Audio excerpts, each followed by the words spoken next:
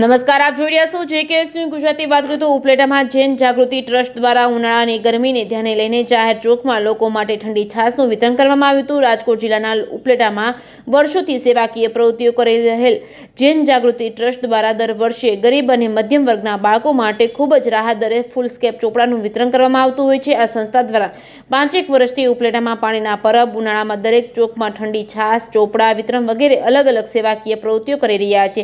હજુ પણ ગરીબ લોકો અને બાળકો માટે વધુ સેવાકીય પ્રવૃત્તિઓ કરી બતાવવાની ઈચ્છા વ્યક્ત કરી રહ્યા છે.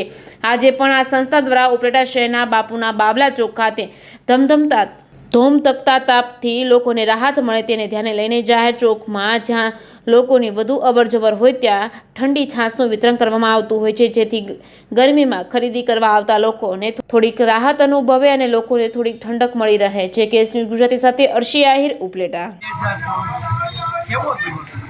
બહુ સરસ મજાનો જય જીનેન્દ્ર બધાને. ઉનાળાના તાપની અંદરમાં જૈન જાગૃત સેન્ટર ઉપલેટા દ્વારા રાહદારીઓને છાશ વિતરણ કરવામાં આવે. જૈન જાગૃતિની પરંપરા છે. રસ્તેથી રસ્તેથી રખડતા મનુષ્યને છાશથી ઠંડક આપવામાં આવે. આપણા વડાપ્રધાને પણ કીધું છે છાશ એટલા માટે ઉત્તમમાં ઉત્તમ શરીર માટે. શરીરમાં પાણીની જે કમી છે એ છાશ દ્વારા પૂરી કરવામાં.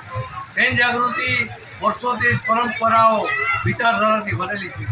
અમારે તો સમાજની સેવા કરવાની છે.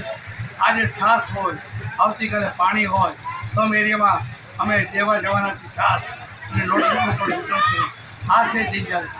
જૈન જાગૃતિ એટલે પરસ્પર પ્રેમ અને પરિચયથી પાકતો પરિવાર. ચંદ્રવાડિયા ઉપલેટા નગરપાલિકા. આજ રોજ અમે બાપુના બાબલા ચોકમાં આવ્યા છીએ. ત્યાં જૈન જાગૃતિ ટ્રસ્ટ દ્વારા તારીખ 2ના રોજ 2/4ના રોજ પાણીનું પરબનું ચાલુ કરાયું હતું. ત્યારબાદ આ 4/4/2024ના રોજ છાશનું વિતરણ ચાલુ કર્યું. ઉપલેટાની અંદર આજુબાજુના 52 ગામડાના લોકો આ ખરીદી માટે આવે છે. આ ધોમ ધકતા તાપની અંદર જ્યારે પાણીની જરૂર હોય ત્યારે આજુબાજુના ફાંફા મારતા છે. ત્યારે જનજાગૃતિ દ્વારા દર વર્ષની જેમ આજે પણ બાપુનું બાબલા ચોકની અંદર જે પાણીનું પરબ બંધાયું છે, આજ રોજ એમણે જે છાશનું વિતરણ કર્યું છે. લોકો હોશે હોશે છાશ પી રહ્યા છે. ખરેખર હું ધન્યવાદ આપું છું અશોકભાઈ અને એની ટીમને જૈન જાગૃતિ ટ્રસ્ટને, કે કારણ કે આવા જે પાણીના પરબ કરી ઉપલેટાનું ગૌરવ વધારે છે. અમારે હું તો એમ કહું છું કે આ અશોકભાઈની ટીમ દ્વારા બધા તો પ્રેરણા લેવી જોઈએ છે. પ્રાર્થના કરી છે કે વધારે શક્તિ આપે અને આ સારું કાર્ય કરવાની